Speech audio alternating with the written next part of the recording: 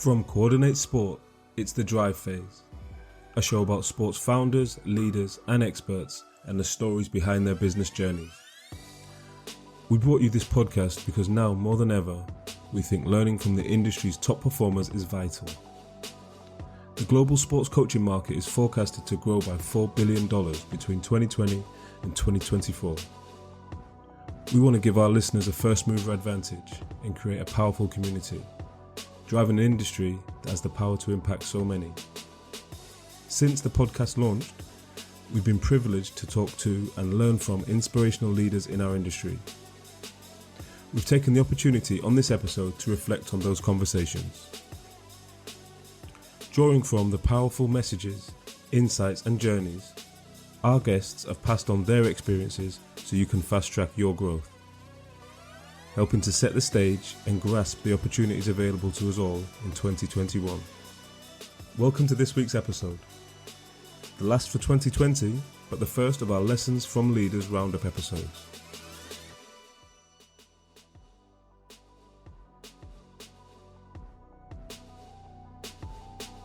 Your first experience of sport has a lasting impact and can shape your future.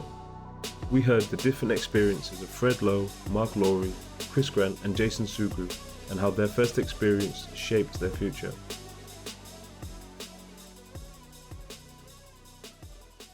Well, to be honest, I've never been that good at any particular sport apart from football. And I think that's basically because I played from a very early age, through probably what my dad did, played from a very early age, maybe a lot earlier than a lot of my school friends would have done. And that meant that I think I got to a decent level, but I wouldn't say I'm probably the most natural sportsman or athlete, as they say.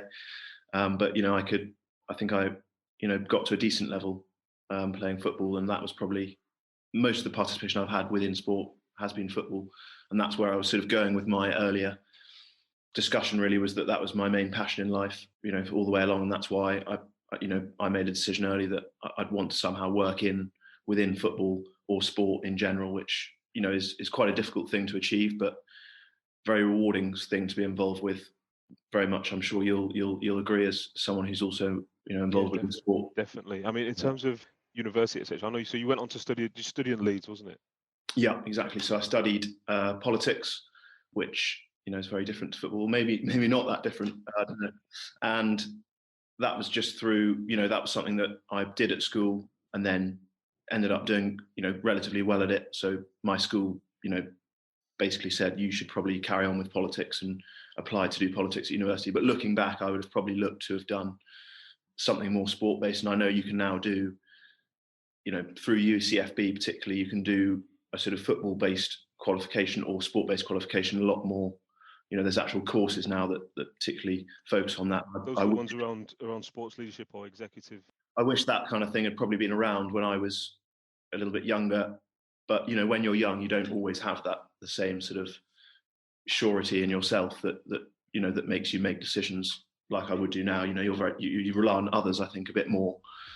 So I think that does come into it a bit. But looking back in hindsight, which is a beautiful thing, that's what I would have done.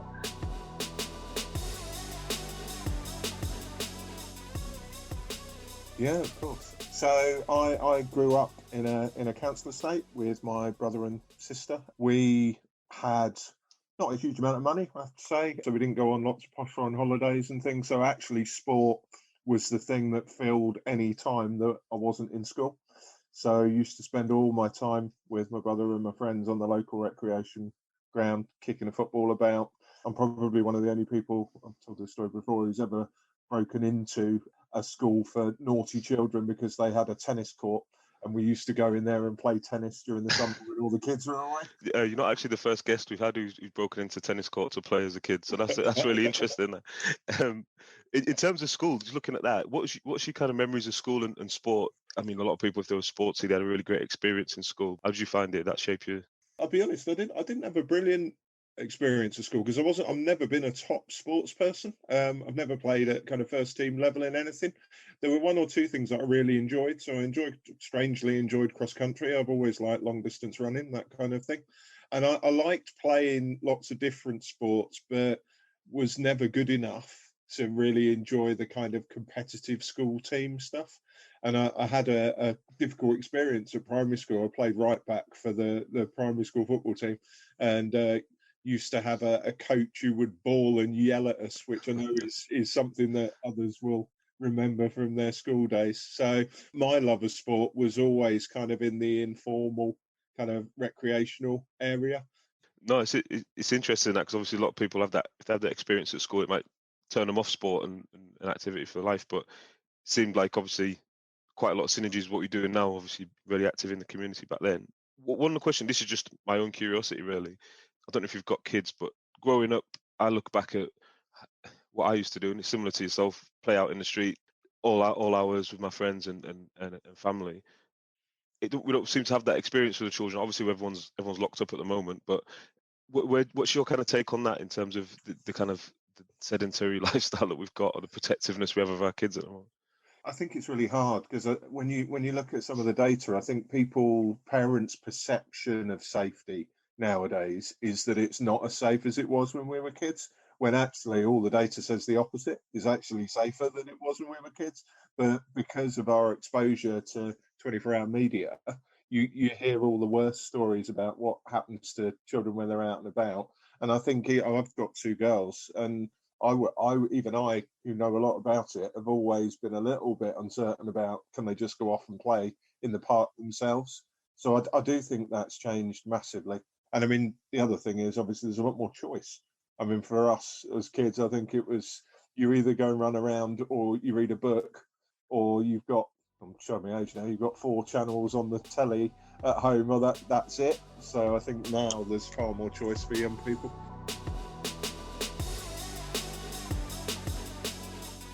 Both my parents were teachers by profession, although my father had been a teacher in Jamaica, and he basically was told after the war, when he was demobbed from the army and was going through the process, he was basically told back in whatever it would have been, the 1950s, that it wasn't appropriate for a black man to be a teacher. So he kind of took a detour and became a kind of bookkeeper. He actually died when I was quite young. But they had decided that what they were going to do, back in those days, you could get a kind of a bursary or a scholarship from a local authority to go to an independent school. So I took the exam and was very fortunate to get into a school which had great facilities and good teachers, also had a swimming pool. And one of the things that we played kind of recreationally was chucking a ball around, and we had some good swimmers. And actually, my year, that was the one thing I've ever won really in sport, was we won the England schools at water polo, and I really loved that sport. So my 2 main sports that I played at school for school teams were water polo and basketball, and I love them for similar reasons, in a way that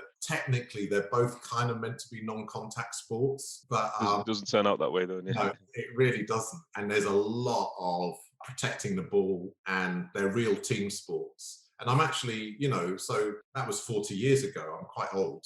I'm still in touch with most of my old school friends, and particularly the ones who are in that team. We still talk to each other. And I'm sure that's because of the experiences that we had in the pool and just generally playing sport together. Definitely. And I think we'll probably touch on it later on, but I guess access to that type of sport, I don't know if that's something that drove your, like the talent inclusion advisory group that you're doing at Sport England at the moment. One of my big things over the years, and I think it kind of started back then, although I wasn't conscious of it in that way, was this, sports social constructs in lots of ways. And a lot of sports, the history of sports is completely intertwined with socio-economic issues, gentlemen and players. So it was about wealth and position in society, but also around race. And, some sports had rules until fairly recently, which prohibited people from certain backgrounds being involved. Yeah. But even though those sports don't have rules anymore, they're still unwritten rules. I reckon there are about a third of our Olympic sports from a Team GB perspective, and probably more in our Paralympic sports, which have never had an athlete representing GB who wasn't white, GB in Northern Ireland. And, so I love it when I hear like Jazzy B from Soul to Soul. He was into ice hockey. And I love it when youngsters like Khadija Mella from Ebony Horse Club in Brixton, get on a racehorse, get some training and win their first race as a hijabi wearing young woman from South London. And that's my dream, really. A big part of my dream is that when, lacrosse, tennis, equestrian sport, swimming, anyone should be able to enjoy them given the chance. And it's not just my dream because that would be a good thing in itself, although that's true. Sport is also a place where people meet, where people learn skills. And for anyone who's interested in social justice and social equality and social mobility, sport, I think, is one of the most effective ways to get there. So one of the things I got involved in around London 2012 was trying to invent a new kind of sports club in the East End of London. And the sport that we used to start off with was hockey. For all sorts of reasons, it never fully came to fruition. But certainly for the young people who got involved at the beginning, for several of them, hockey became their doorway into higher education or into jobs and opportunities in their life that they never would have had in Newham, the backgrounds they had. And it was the hockey bit that broadened their horizons, helped them to meet people. So I'm a great believer in the power of sport.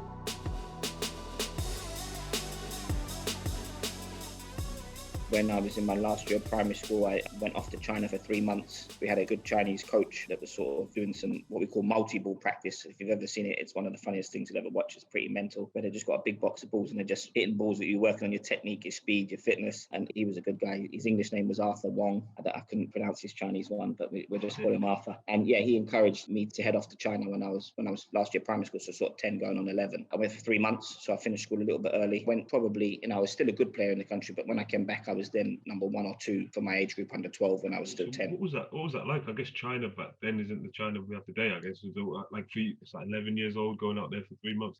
So it could have been traumatic actually when I think back, but actually I think it was a good experience. I'm imagining like the Karate Kid movie. It's very, very, very similar. So I went to the Beijing Institute of Sport, which is just on the outskirts of Beijing. I went on my own, so I went with Arthur, but I stayed in this complex. It's like a gated complex where the athletes go to practice. It was a real culture shock. I can't even lie about it. Parents back home, Arthur would check in on me once a week, but the facility was great. Like no one could come in, no one could damage me. They looked after me. I had a few people caring for me, and it was no mobile phones, Zoom. Oh, no mobile phones. Yeah, no, nothing. Media. I mean, I didn't even know that +44 was the thing you had to dial to call home. I was dialing. I think at that time, London was 0181 or something, and then 204 was my number. I wouldn't say all of it, but I tried to dial this number. I could never get through. I was like, what the hell was going on? It was quite an experience. But yeah, so I arrived on an afternoon. Coach said to me, right, tomorrow you got a little bit of a line. It'll be 7 o'clock. Come and wait for you outside your hotel or complex that was part of the facility. And then started training. And then the second day in, it was a 6 o'clock start. Pretty much like the Karate Kid. Walk downstairs before breakfast, run about 1.5 miles to the other side of this complex behind his bicycle, go into the hall, serve about 5,000 table tennis balls, which took the best part of like an hour and a half. Then I would walk back to the hotel, have breakfast, which is Chinese food in China is nothing, especially 30 odd years ago, is nothing like getting it from a Chinese restaurant, I can assure you. It wasn't a very pleasant experience most of the time. So I had breakfast, get my head down, go back to practice 10 till 12:30, have lunch, another break, then practice again. I think it was like sort of 2:30 until 5, and then dinner was after that. If they felt like I hadn't practiced well enough that day, then I would have to come back for a 4th session in the evening. So it was really, really challenging. And there's loads of kids so I was just, a blonde-haired, blue-eyed boy, and then I'm in this hall with what went on to become some of the best table tennis players you could ever imagine. I was a good player, but in that hall was Olympic champions, world champions, and I would practice with them. And I can't turn around and say I was a model athlete. Of course I wasn't. I was 11 years old in a different country, quite lonely, sometimes cry myself to sleep at night, practicing with these really good people. Didn't have much, or at the time it didn't feel like I had much support. For some days I wouldn't be at my best, and when I wasn't at my best, they would punish me by hitting the person I would play with. So they couldn't. In China, still 30 years ago, they still, even now maybe, they still sort of believe in some sort of physical punishment. So if I was playing with a kid and I wasn't putting my effort in, they would look at me and they would point at him and they would hit the kid with a bamboo stick in order to encourage me to make sure I'd work hard. So I was in this environment where if the coach said, you don't want to play, right? Ma with Jason, Ma's head would go down like that, which was never a great start to practice. So it was quite hard. Even the kids that were my age I couldn't build relationships with them because they would associate the chance of being hit because they got to play. But that changed. That 3 months became a real learning curve quite quickly. So when you're coming back, you're definitely coming back as I guess if you think about the UK kids you're up against, what type of training would they be doing while you're out in China doing that? Just like a couple of nights a week down at the club? Or? There would have been nothing like that. I was playing 6-7 hours a day. Most, in England, we still talk about playing 10 hours a week to become a high-level athlete. We teach that at Greenhouse, and that's not a mantra to produce high-level athletes, but we say you need to be doing a 10-hour minimum if you want to compete to a good level. I was doing that in a day and a half. So So you probably crammed in maybe 4 years worth of 3-4 years worth of development in that kind of. Absolutely, yeah, and develop mentally and physically, emotionally, really developed. Being able to look after myself, it's so important. You soon learn how to have enough water, take enough nutrition with you when you're going to practice, change your clothes, and all these things that you would normally, parents will do right up until kids are 15 and 16, and they're going off to a football match or a table tennis match, whatever it is. Parents still, you'd imagine they're encouraging their kids to take the right stuff with them. I had to do all of that and learn it all on my own. So it was a really good learning curve. So I felt like, the table tennis skills were good, but actually the most important development was the independence that I gained from it, which is an incredibly important development tool for young people.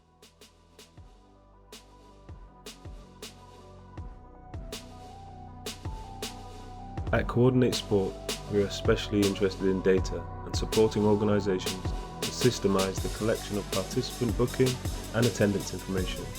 Chris Grant gave us his take on the challenges faced by the sector.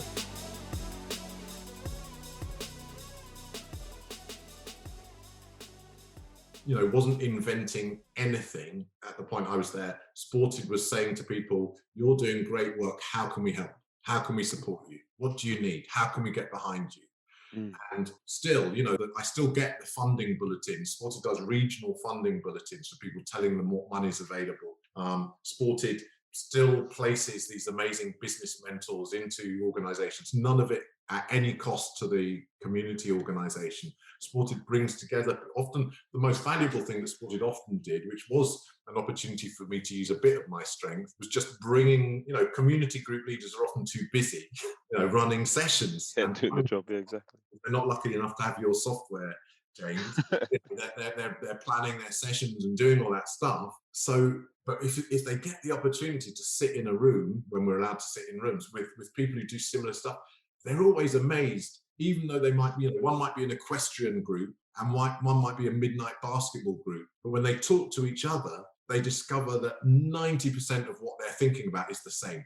I think as a sector, sports made a lot of progress, but still has a lot of work to do.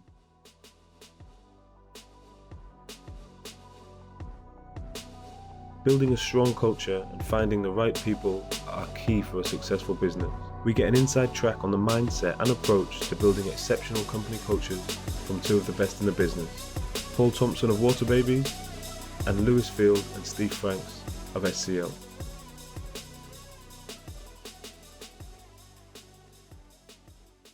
Just on that point, actually, which is an interesting one you asked me, and you probably find out from me later in this conversation, I'm really passionate on people. And I think we all have a danger of living our lives, but not really fulfilling our dreams. And going back to the principle I said about, throwing the cards up in the air, not be frightened to give it a go. I'm not going to pretend it wasn't terrifying. Throwing the cards up in the air is absolutely terrifying. But what that does is it then puts you in that situation. So something else has got to happen. And it's quite liberating to put yourself in that position. And it's frightening, but it's also liberating. And if you've got anything about you can always go and flip a burger. You're always going to get a job. So it was a scary time, and people thought we were crazy because, of course, it does something that abnormal.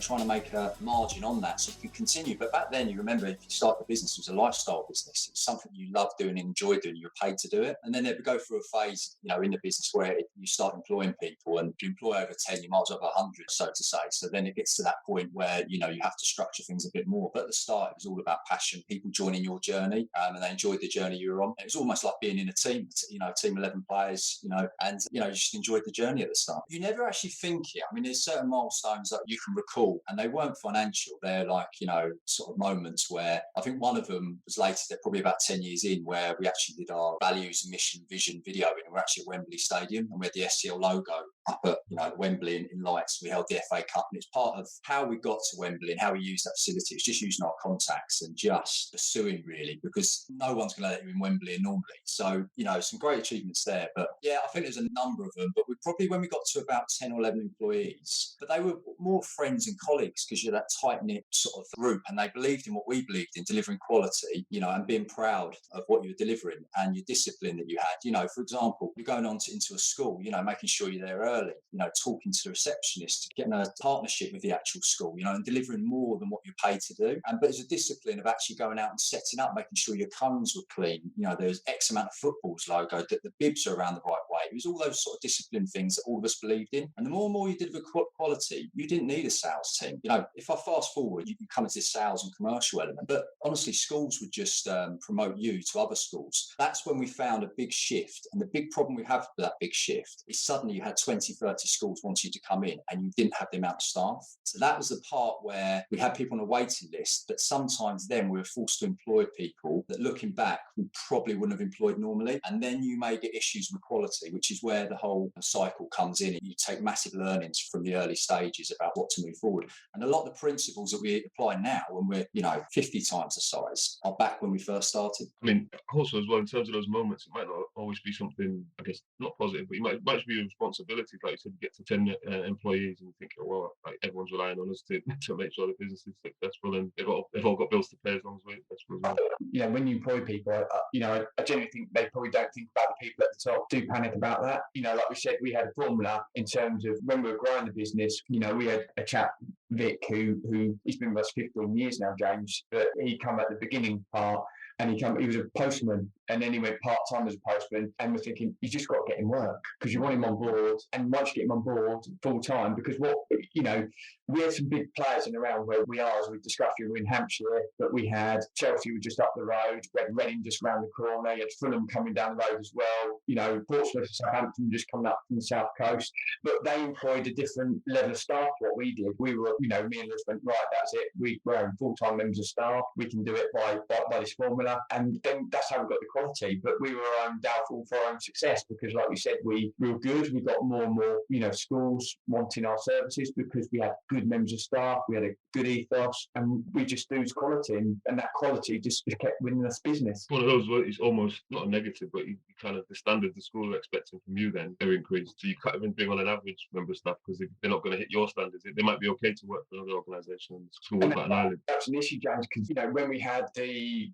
top people, as we said, going to do PE lessons, the football clubs, etc., when you brought someone in to replace you to go on and do another school, that school wouldn't want it. So we always kept the continuity of, once you're in the school, you stayed in that school. The new schools we come on, we thought new members of staff, because that way, like you're saying, if you had your top person in there, then they'd be asking for Steve every week. Yeah, I want Steve or Lewis back. Obviously, he might not have been delivering then, but yeah, the top guy. And it was about building in relationships. We didn't just go in there to run an after-school club, lunchtime club, or PE lesson. You went in there and you knew the caretaker, you knew the head teacher, you knew the receptionist, you knew the teachers, and we got offered to go on to the Christmas dues. We were part of the school. I'm interested on that in terms of keeping that quality across like your team as it's growing. What's the model a lot of organisations might be using, or working freelancers, or do you employ all of your staff and then you only mentioned full-time? Does everyone, all these sports coaches at that level, that time, were they coming in as full-time members of staff? We made a decision because we saw that the problem in the sector wasn't the problem that people were part-time, it's the problem of commitments. For example, for an hour's work, perhaps they had something else going on, whether personally or job-wise, and people would let schools down if they didn't turn up. You imagine letting 20 kids, 40 kids down, and the teachers and the hassle that puts on them. So we said, no, we're going to employ full-time and then just fill those hours. But the people we came on had the same ethos, but then you get to the point where you want to do the quality assurance checks on there as well. But when you're all working full-time at the same hours, the same slots, it was very difficult. So I think it's only as you grow bigger and you could take yourself out that you could go to these schools and have a look at the standard of coaching. You could talk to the schools themselves. But I said we were very lucky. We just employed very good people who were naturally good at what they did.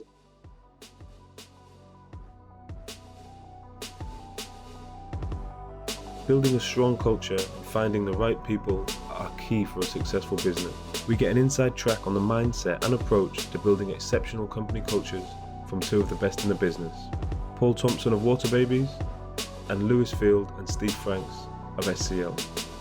There's been no bigger challenge to the sector than the pandemic, and that agitation caused many businesses to pivot. We hear from Cory Bertisch of My Gym and Charlotte Bedford and Lucy Bayliss of Tumble Tots on just how they tackled the challenges head-on and turned a negative to an opportunity.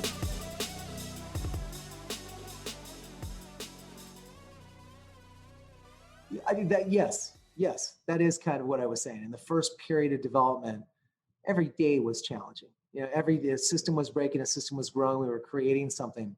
But what the point I wanted to make before I talk about the couple crises that we survived is that very few people look at our family and our ownership of this company and don't say that's the American dream.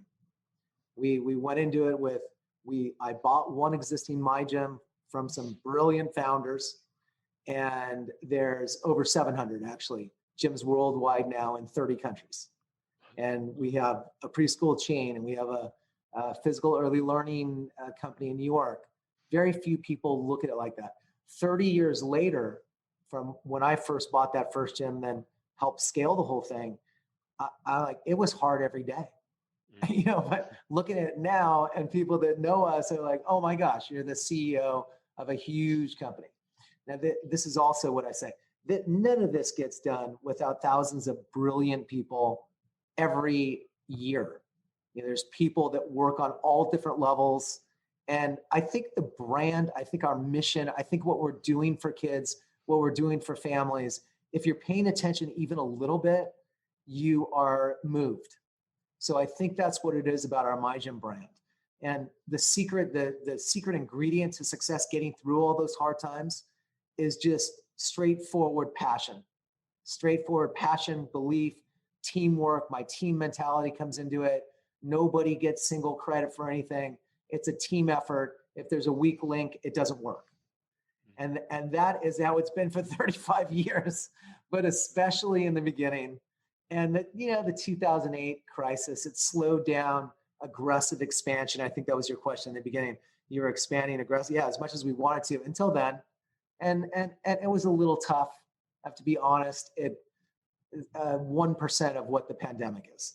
And there's so much positive that has emerged and will emerge out of this pandemic. Meaning, what we do for kids is so vital. Our team, our My Gym Enterprises, our team is brilliant. They created an online substitute for our curriculum, which is almost impossible. I mean, our whole idea is that you socialize kids, they play with each other, the parents meet each other. We make our own equipment, we have our structure, we have our room. I mean, that's the whole point. So they made an online substitute called Live, continues today. I've continued to make adapted programs as we ease back in the gyms in some locations. So the teamwork and brilliance that comes out of it, there's financially horrible. And for our franchisees, horrible. And their landlords, I feel awful for all their landlords. It's horrible. But at the end of the day, our brand will survive it and be stronger when we come out of it. But there is nothing that has ever compared to what's going on. And because we're such an emotional feeling company, just the peripheral damage of the illness is awful. It touches everybody. And the uncohesiveness in America, no matter what side you're on, is disturbing every day. So this is very, very difficult.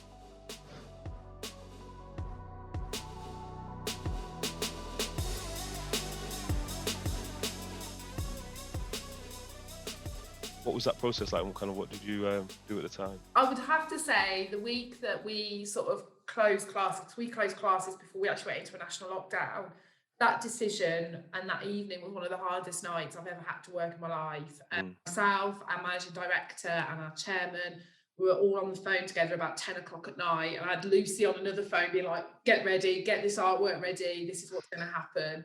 And having to make that decision, knowing that it's going to impact all of our franchisees was really, really hard. However, what we had to think about was the safety of our franchisees, their teams, their parents and the staff, and also our brand reputation. So we took the decision to close classes. And then within pretty much 24 hours, Luce, wasn't it? We went online because we knew we had to do something. We knew we had to keep the brand alive, keep children physically active. And the way to do that was to offer free online classes direct from my living room. Was that almost, forced on you? And I know we were in the national lockdown, but in terms of facility-wise, you're generally operating out of leisure facilities? Yeah, I mean, it wasn't the facilities, it was the sector. A lot of our competitors were closing, and it was just kind of just the right thing to do at the time, was it? Yeah, it was the right. It absolutely was. And even though at the time we did face a little bit of backlash of some of our franchisees, I think in like retrospectively now they think actually, yeah, it was the right thing to do, and it made our brand still as strong then as we'd worked so hard for it to be really strong. And so yeah, it was a tough decision, but the right decision to make. Yeah. So, and I interrupt you then. So you're going into the online world. And is that the first time you've done anything online? For obviously online classes is a brand new thing. That was a new experience for all of us, wasn't it? Pivot into that. Yeah. So Lucy, you didn't have the market research ready for that, Lucy, then at the time. No. Well, we kind of, did a bit of research into it, but we did pretty much just go for it. It wasn't something you had in the pipeline. No, literally, like Charlotte, just thought of it, and we were on the phone quite a lot, and she said, right, I've got this idea. We need to keep classes alive and the brand alive, and also, to keep children active from home, because obviously they can't go to the classes.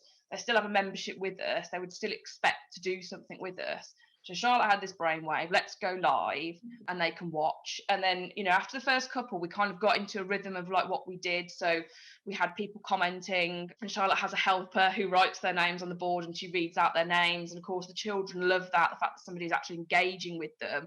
And we'd see videos of parents watching and their little ones, as soon as Charlotte said their name, like, oh my God, I'm famous. They absolutely loved it, and they loved Charlotte's bubbly personality. Definitely wouldn't have worked if I'd gone live. That's why Charlotte's the technical director, I'm the marketing manager, I sit at the back. But yeah, like loads of different ways of trying to get new people to join. So things like creating online Facebook events, sharing it to groups. Lots of groups obviously kind of blew up around lockdown. So there's one group, I think it's family sort of lockdown isolation ideas, and there's about 1 million parents in that group. And we found that sharing the live videos to that group would automatically just like bring loads of new people to watch Charlotte. And at some point she'd get 2,000 people watching live at a time. I think the highest sort of watch back rate. No pressure. The highest we've got in terms of views from individual people, and this could be that whether they've watched it live or watched it back, is 83,000, which is incredible. And of course, with that and talking about like the success of Corona, if you like, or the good things that have come out of it, is since Charlotte was live in March, we doubled our online following, which means we've now reached like a new audience. So when classes do go back, hopefully we've got captivated them enough so they actually come to physical classes as well. But also there's the other aspect that we're providing the sort of physical education to children who don't have a local Tumble Tots. So we've got a couple of people who go to Tumble Tots who've been watching religiously, or did go to Tumble Tots, and unfortunately the centres have closed, and they still join in, which is great. But we're also reaching new people. So we've got a little chap called Freddie in Belfast. We don't have classes in Belfast. And he's been watching since like day one. So that's again something that benefits him, and it's nice to be able to reach those people who aren't in our immediate service areas. So we're kind of hoping that will also encourage people to sign up as franchisees in those sort of areas that we don't have anywhere, like Belfast, Bristol, Cardiff, sort of areas where we really, really want to be, because we know that we can help the children that live there. All organisations in the sector are impactful for their participants. We got to hear from some of the leaders driving impact at the grassroots level.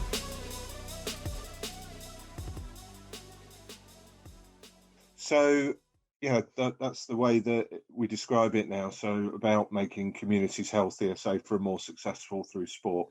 So in the kind of area of healthier, at the moment, we're leading on youth social prescribing for children and young people.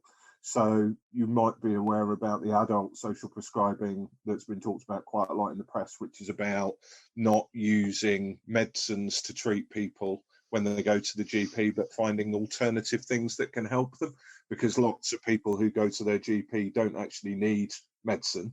They maybe need to do some exercise, or they need to get more social contact, or those kinds of things. So that's part of our healthier work at the moment. Is we led the pilot for youth social prescribing, and we've just written the guidance that's available now for it, and we're trying to get that out into as many different communities as we can, to help the link workers, the social prescribing link workers, connect with young people and find positive things to help them with their physical and mental health. Mental health is another big thing for us. So a lot of the work that we do is training coaches and leaders and project managers in how to support young people's mental health. And particularly during COVID, obviously, we've been running online training courses on mental health conversations so that coaches, even if they can't obviously get in front of young people and kick a ball about with them or play tennis or do dance or whatever they're doing, can still have contact with young people and support them through some of the challenges they're facing at the moment. Are they running nationally then across the whole country, all those initiatives? Yeah, so social prescribing at the moment, we're just starting to roll it out. Initially, we tested it in 4 locations in Sheffield, in Luton, in Brighton, and one of the London boroughs as well. But now we've got a network around our social prescribing youth network of about 500 individuals from lots of different places.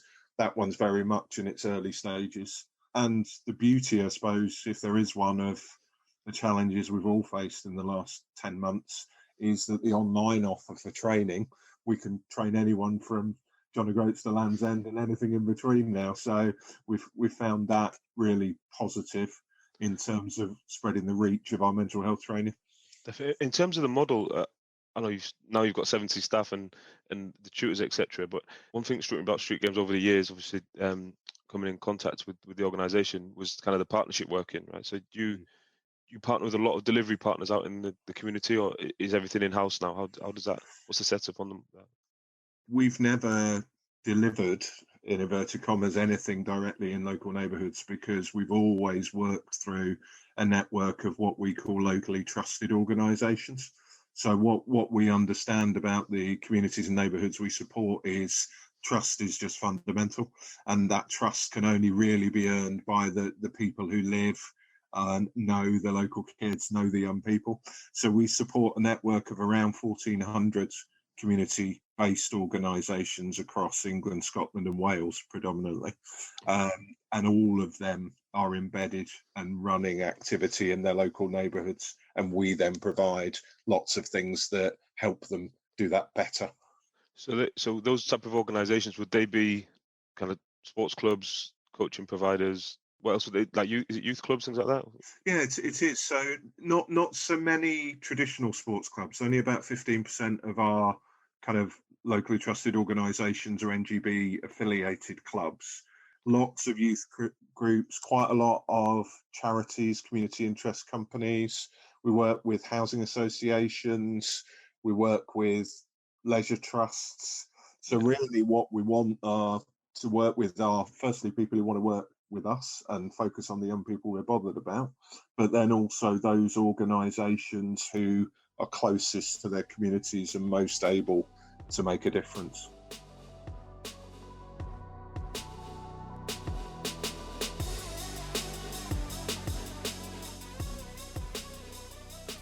So let me lead Aleah into this, because it was long before Aleah. It was probably about 5 or 7 years into our franchising. My younger brother and I, Jamie, we are the primary owners of My Gym Enterprises. And he had come in, not necessarily as a child person, but as a accounting person. So he did a lot of the business. I did a lot of the expansion. We have a third brother, an older brother, 2 years older than me. And he was in a car accident when he was 21, and he was brain injured, and he was paralyzed, bilaterally paralyzed, and was supposed to die. But he came out of it, by far not normal today, needs 24-hour assistance, but he came out of it. And through him, as the figurehead for the My Gym Foundation, we created this foundation where the primary purpose was to give gifts to help people like Randy, but not just people like Randy, people that were born with disadvantages. And the primary thing was we felt lucky, and Randy felt lucky to be able to have the resources to have the help that he needed, but so many people didn't. So for 10 to 15 years, we ran this pretty small internal foundation where we raised money and we gave away gifts to applications. We also scholarship some kids in need to the gyms, as the franchisees are very passionate about this. About 5 years ago, we brought Aleah in, very lucky to have found Aleah. And this is where Aleah enters. Please, Aleah. Yeah, so I came in at the point where we were, gifting specific items for kids to be used at home, and also items that were focused on bringing physical fitness and joy to the children's lives, much like we do at my gym. So rather than funding medical supplies, feeding tubes, wheelchairs, things like that, we tried to fund items like special seating devices that would allow a little girl to sit on the floor and play with her sister, or special sensory swings that would allow children with autism or sensory struggles to be able to self-calm and relax and all do this at home. We quickly realized after I came in, though, we love doing these appropriations and helping one child at a time, and seeing the impact it has on the entire family. But we also wanted to be able to expand our impact and help a lot more people with the work that we were doing. So in addition to the individual gifts that we give now, we've found other organizations to partner with, to give funding to, that have missions that are very much in line with what we do as well. So that we could say fund a special swing for a school, and then 20 to 30 kids at that school could be able to use the swing. It's very interesting. We have a spectacular franchise body. We have hundreds and hundreds of franchisees that are amazing. I wouldn't say that our business, an average gym, makes a ton of money. So it's a labor of love and a labor of passion in a lot of ways. And we have, my gym, the for-profit side, has helped millions and millions of kids, tens of millions of kids over the years. And our philosophy, our heart is, and this is one of the reasons why we're so successful, caring about the families and kids. And we truly believe that the curriculum that we created is helping develop a better, more healthy, more stable world. So this naturally spilled over into the foundation, where people are so passionate about helping kids and families that can afford to go to my gym. Now it was, well, of course, everybody got behind families that couldn't afford to go to my gym or have the benefits of having what they need when they have special needs for any reason. Aleah came in and took that foundation from I would say, an organic position where it's obvious. Every gym is going to give us a little more money. All of our friends and everybody we ask is going to give us money to help people. It's the right thing to do. And Aleah came in and moved us to the next level of getting into corporate situations and doing bigger help, I would say. Yeah, because it's interesting what you said there about the core business, the profit making side. Yeah, the impact's huge already. 0 to 5 years is such a big, like a key time, and obviously just the key time in a child's life. You're already having that huge impact there on everyone coming through. So it's interesting because obviously you have other businesses that might not be having that impact, and they have like a separate CSR department that deals with how do we get an impact. But you have that, and then with the non-profit side, that impact. I'm really interested in how, I guess, the power of your network. Because am I right in thinking the foundation's working across the whole network, or is it just the US at the moment? And is it essentially if your franchisees, they will have the option to kind of opt in and support prior to you obviously joining and look at the corporate side fundraising? I think you're right with everything you said. Everything you just said. we have a huge impact on the for-profit side on every child below 5 when most of their brain is developing and they're developing the habit to fitness. And you have to treat those kids a certain way with a certain sensitivity, with a certain non-competition, try everything. You're totally right with that. And a lot of us, thousands of my gym teachers are really passionate about that. The owners, the people that choose to be owners, you're right again. They can choose to be involved a very little with the foundation, or they can choose to be very involved with the foundation. They can choose to sit on the board of the foundation. So we have it all over the board, and we're an international foundation. we don't aggressively, we haven't, I don't believe we have aggressively gone international yet, right, Aleah? Correct. Yeah. Yeah, but we're an international company for sure.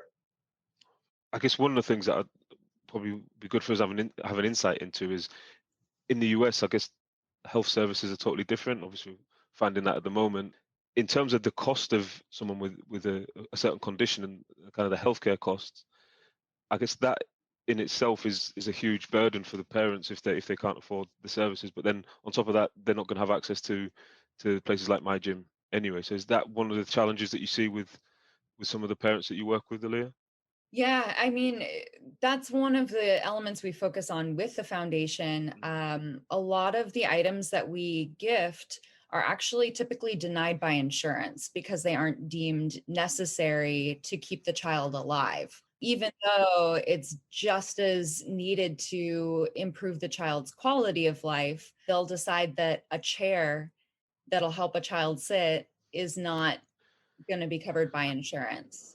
So we really try and focus on items like that that aren't typically covered by insurance and also not covered by lots of other nonprofits because they're doing the funding of the really important work of medical bills and expenses, but they're still a child at heart. They're children, even though they were born with, different abilities or they're sick.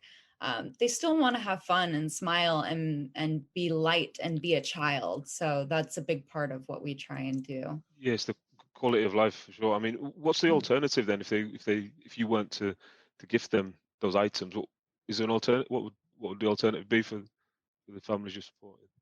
I mean, unfortunately, the alternative for them is that they don't get these items. They might be able to reach out to friends and family to help, but typically by the time they come to us, they've already exhausted funding from friends, GoFundMe fundraisers, Facebook fundraisers, any of those. A lot of that, they just have to go without. They have to make that difficult choice. Am I going to spend this money on medical supplies or am I going to spend it on something that would make my child happy? And unfortunately, they have to go with the medical needs first. I was going to say that's exactly the point, is that they go without if companies, foundations like ours don't give it to them. And people that find out about our foundation are totally in 100% every time because of what we're talking about. It occurs, you're asking the question, well, they need that to sit up, but what if you don't give it to them? Well, they don't sit up. And nobody we meet, that doesn't touch them. Everybody grabs into their wallet and gives money at that point.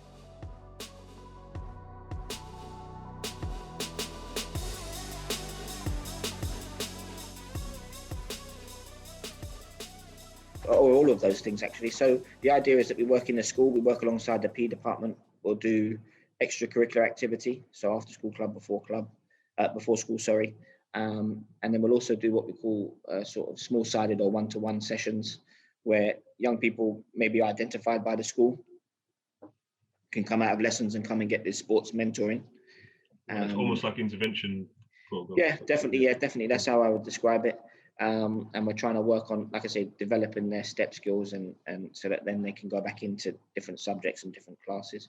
We encourage the educators, teachers in the school to come and join our sessions so they can build relationships. Working in schools is incredibly tough. Being a teacher is a serious job. I mean, they don't get enough credit. I've worked in schools for 20 years. Teachers don't get enough credit. They also can get tired quite quickly. They can almost burnout, right? Especially with the factors they're having to deal with. They can form opinions of kids very, very quickly. And like I said earlier, kids are the smartest. They know which teachers are interested in and which teachers aren't.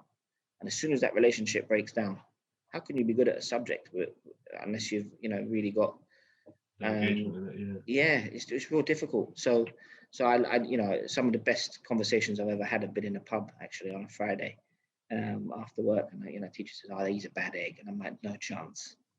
He's not that kid's not a bad egg." I said, "What I need you to do is I need you to come down next week and hit some table tennis balls and just watch them in their best before you can really turn around and say they're a bad egg." And we just encourage those relationships, and it's amazing the difference it makes in subjects.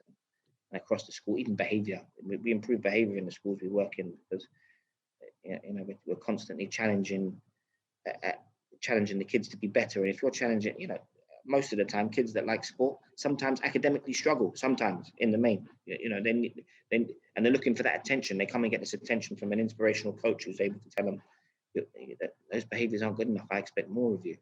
So then, when they start behaving, and they're bringing in their friends that might be some of the guys that are a little bit bored or disillusioned with life, that think the best thing to do with their time is to frustrate teachers and misbehave and do whatever they need to do. Once that behaviour starts to change, it's amazing how wide that impact makes on our school.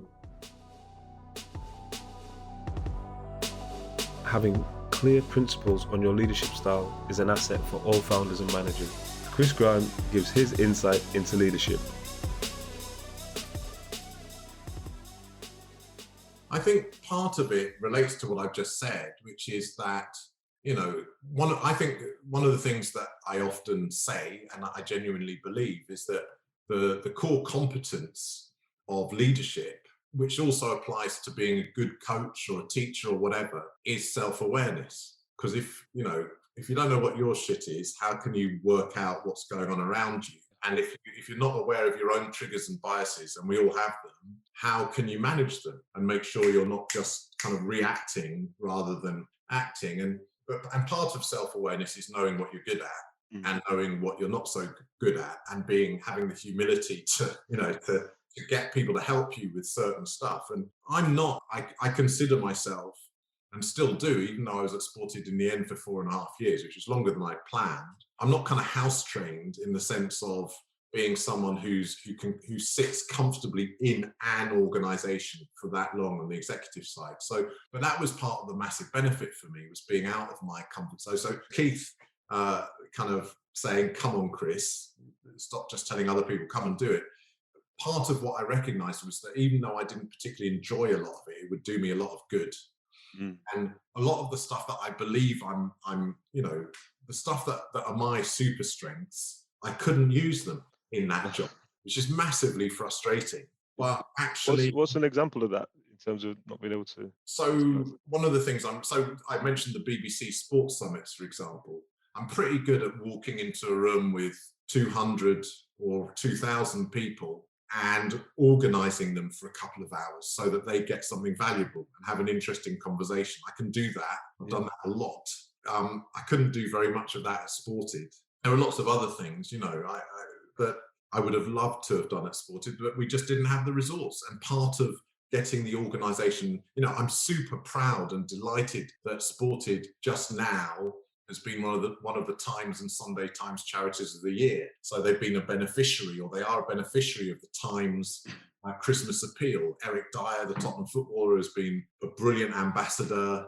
And we've got Nicola Walker coming up in the show in a couple of next month. So and so Sported is there. It's I always had this image of, I think another thing about leadership or coaching or anything is that ultimately I think you have to judge yourself and allow yourself to be judged by what you leave behind. And I had this image, I don't know if you've ever seen those old silent movies, Buster Keaton or whatever, where he walks out of a building and the building just kind of falls over. And he's Steve McQueen, the great director and artist, when he won the Turner Prize, he recreated some of those things where he was standing there and this facade of a building, massive, would just fall over and he'd be in one of the window spaces. And I had this image of walking away from Sported and just hearing it kind of crashing behind me as I walked away. And I couldn't have, that would have been awful for all, not for my sake, but for everyone's sake. But I'm so delighted that Sported has gone from strength to strength. But it was a slog. Anyone who tries to run something in the voluntary kind of sector understands that it's a slog. And that's just the way it is, but it's exhausting. Explosive growth is what all entrepreneurs wish for when starting out, but it brings with it its own challenges. Paul Thompson describes it as riding the tiger, and Cory Bertisch explained to us how they received 500 inquiries per month to operate their franchise.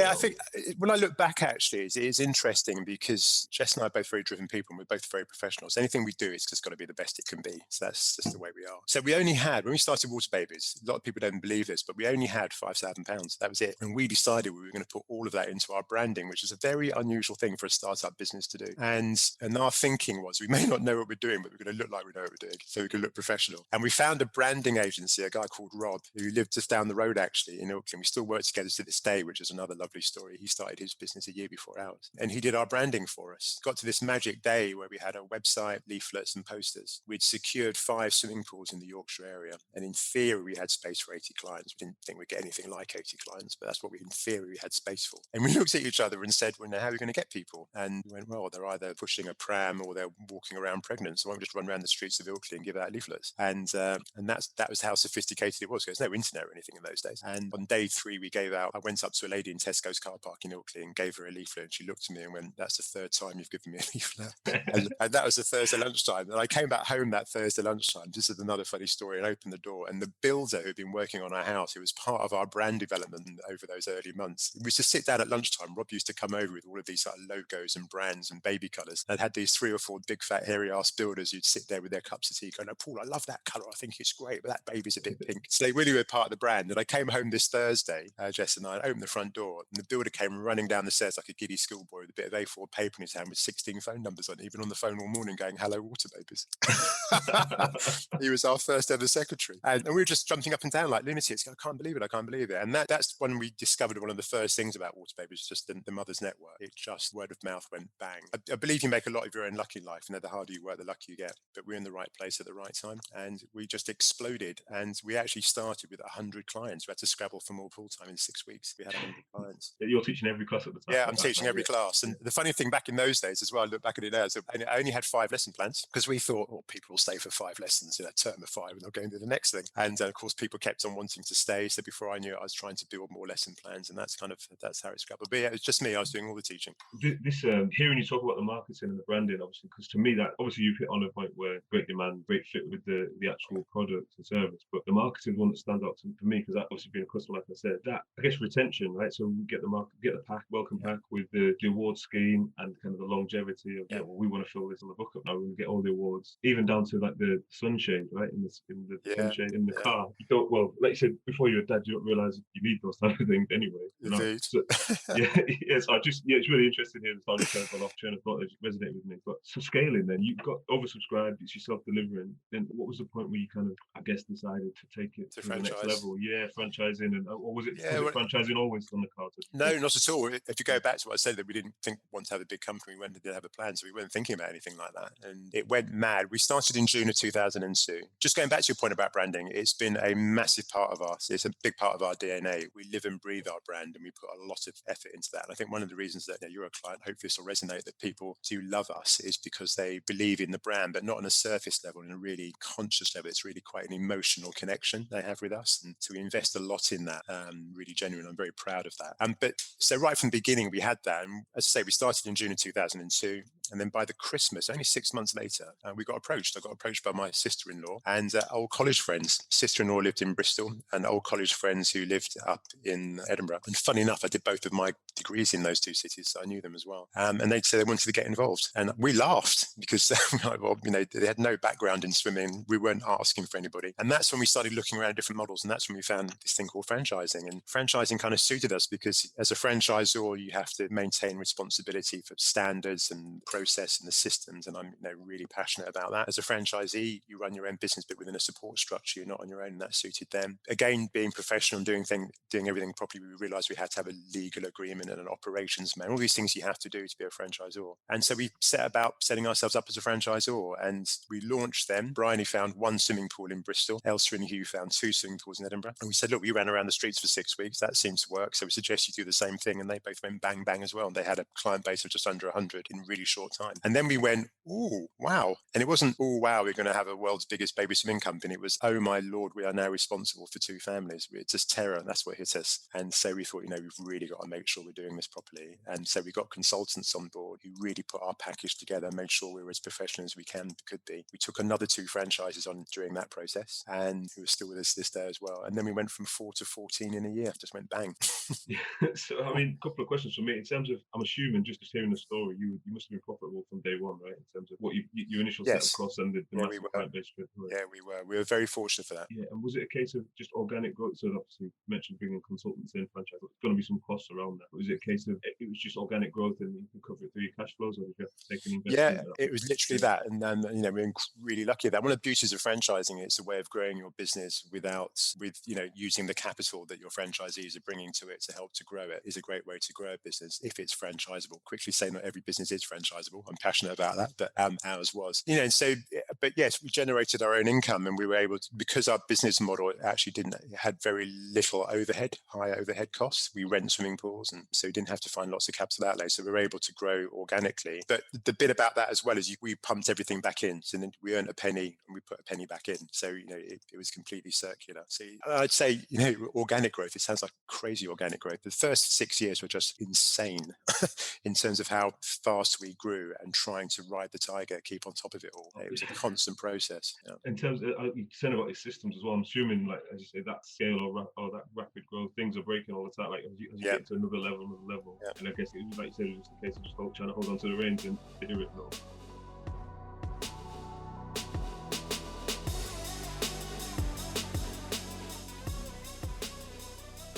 Yes, I think it took off in the late 1990s where we started to develop. I coach this with people all the time. When you're starting a business, you have all these roles. You have a head of sales, a head of CFO, head of finances, head of marketing, head of curriculum. And at first, the founder of the business needs to play all those roles. I was the traveling support person. I had my friends who I had promised stock to and very little money, helping me open gyms, sell gyms, you know, develop, franchise, talk to people.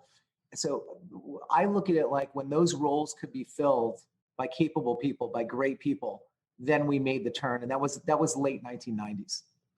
And by the time we got to the turn of the century, it was clicking on all cylinders. We had our franchise, looking for franchisee marketing was out there in a big way.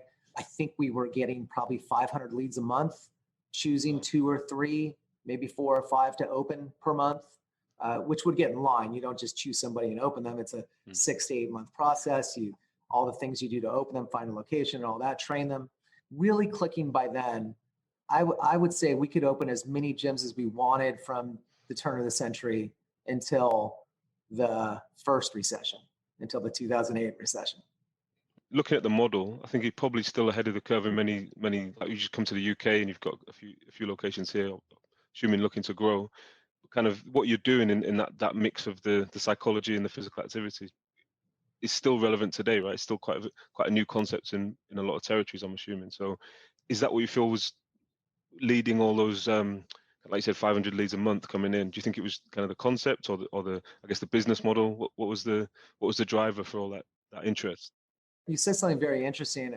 I did, from my psychology background and the philosophies I've developed, I do think it's half psychology, half positive thinking, half don't put limits on yourself, half emotional. And I believe that our success was grassroots. I mean, I had 5 people that worked for the company. I had 10 people, 20 people, 5 franchisees. They have a staff, eventually 100.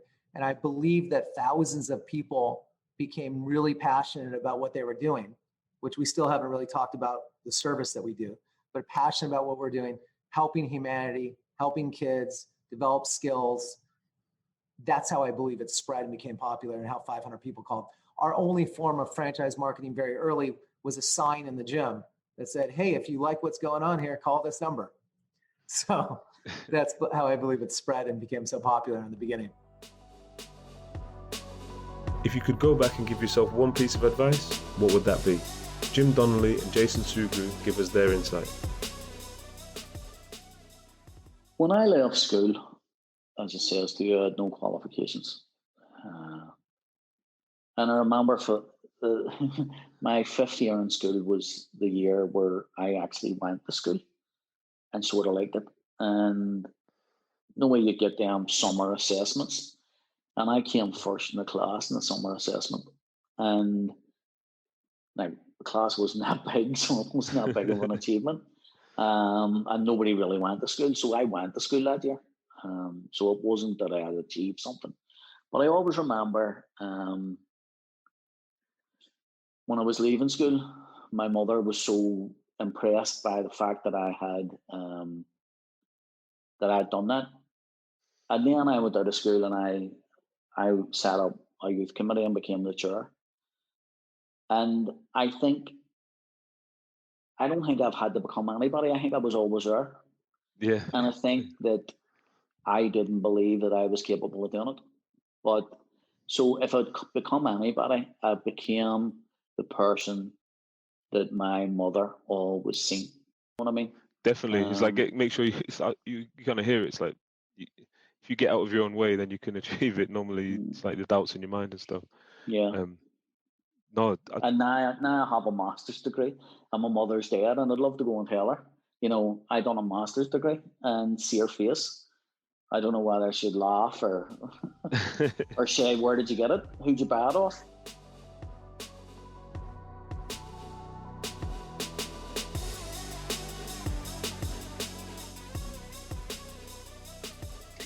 Great question. I've never ever believed in regrets or whatever. So I wouldn't change anything about my life, actually. Never. I wouldn't change anything.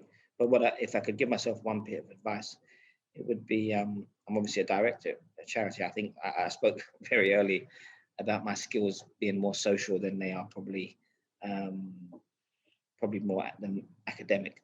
I can do this stuff, but I hate spreadsheets. I hate preparing papers for our board meetings. So I probably would have just invested a little bit more time in learning a little bit more about how to use Excel. Probably that's it. That's the one bit of advice, because I wouldn't realize that even being a director of coaching, how important it is to have everything on a spreadsheet, so that when you're working with people from different departments, charity like ours, they're able to see things a little bit differently rather than me talking about it. Thank you for listening to this week's show. You can subscribe anywhere you get your podcasts. If you'd like to get in touch with us, you can write to us at dryphase.podcast@coordinate.cloud, tweet us at coordinatesport, or follow us on Instagram at coordinate_sports, or on my account at James_ventures. This episode was produced by Nancy Kwamboka, with support from Claire Goodchild and Lola Small, with special thanks to Rochelle. I'm James Moore, and you've been listening to The Drive Phase from Coordinate Sport.